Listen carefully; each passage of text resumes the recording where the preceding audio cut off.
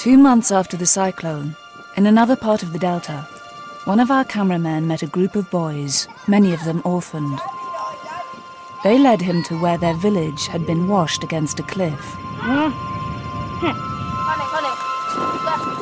These were the remains of their family and their friends.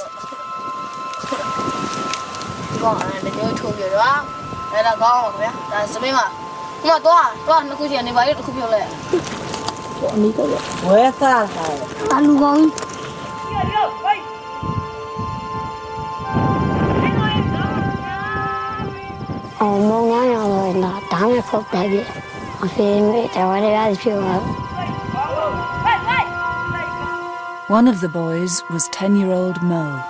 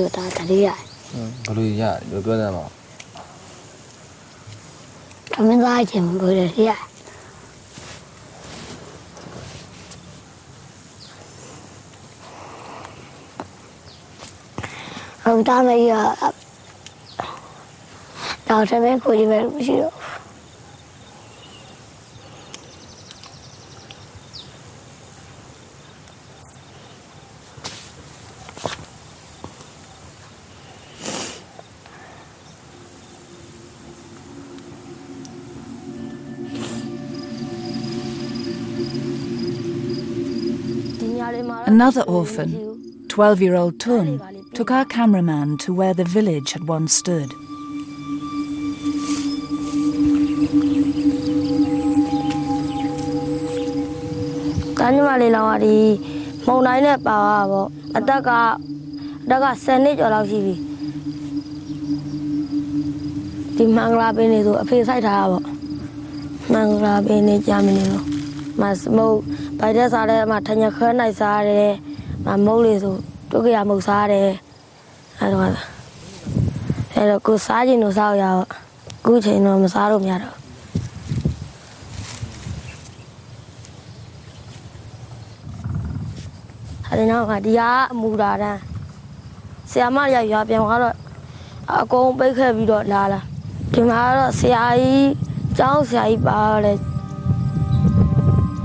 With their village gone, the boys now lived in temporary shelters.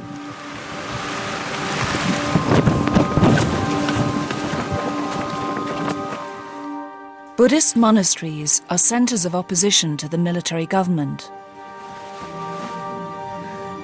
Our teams found they'd also become places of sanctuary for orphans. 16-year-old Min fled to this monastery days after the cyclone hit his village.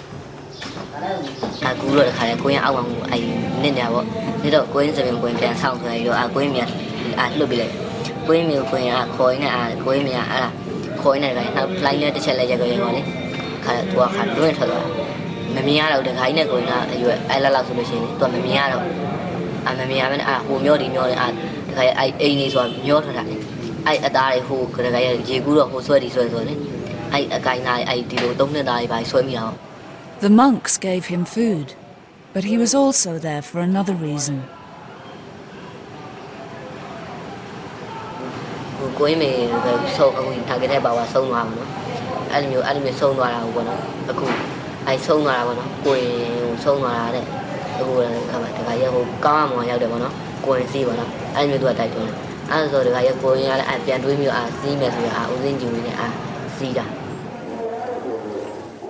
It was now August, 4 months after the cyclone. A year before, Buddhist monks had led a revolt against the military government. As the anniversary approached, our cameramen were warned that the military had launched a security crackdown. Already monks were being arrested. Others had gone into hiding.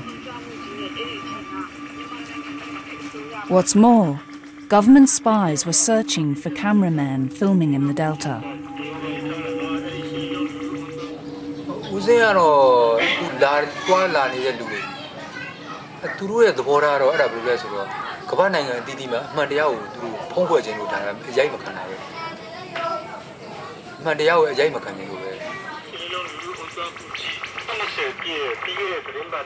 The warnings of a crackdown were soon confirmed by foreign broadcasters.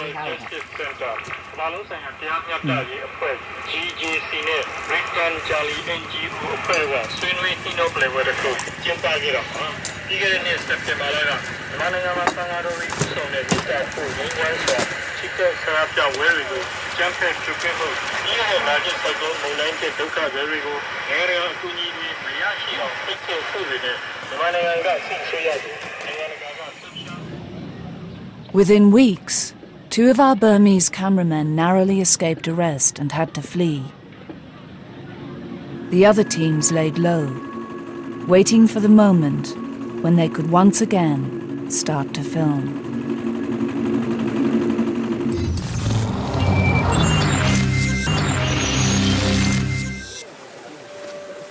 When Cyclone Naga struck Burma in May 2008, many thousands of children were orphaned. In the 6 months after the disaster, Burmese cameramen working for dispatchers secretly filmed the orphans' struggle to survive.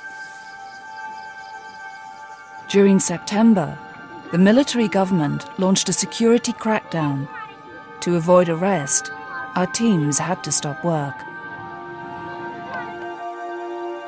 In November, when they felt it was safe to return to the Delta, they found a new problem unfolding. The rice harvest had failed across large parts of the region. In the village where the orphan family headed by Ye Pint lived, food was in short supply.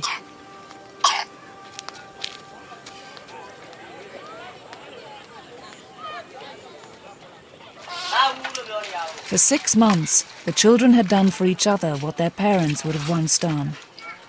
But they'd now formed a friendship with 2 young women who'd also lost their parents to the storm.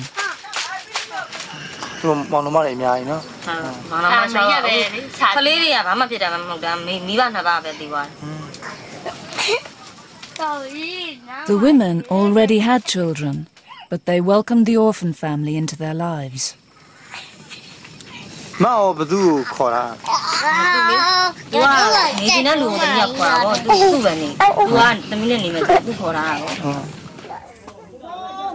With food getting more scarce, the family now relied on catching crabs to make enough money to eat. As the eldest, Ye Pint helped prepare the traps. But even this source of income was now threatened.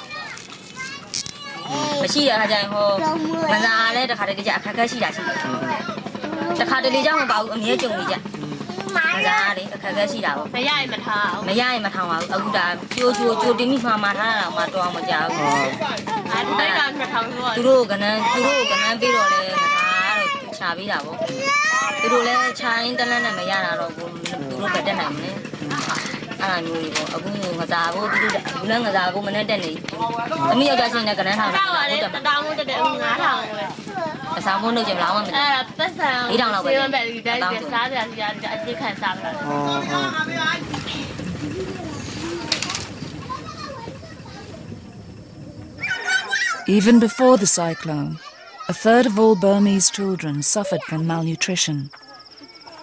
The United Nations says half the survivors of the cyclone are still in need of food aid.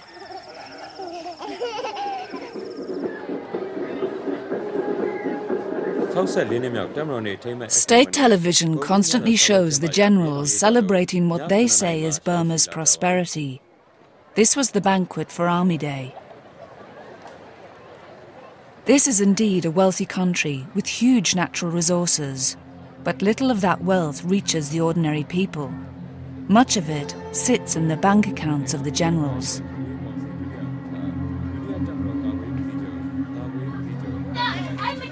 The widespread crop failure had caused farmers searching for food to come to the village where the 3 orphans lived.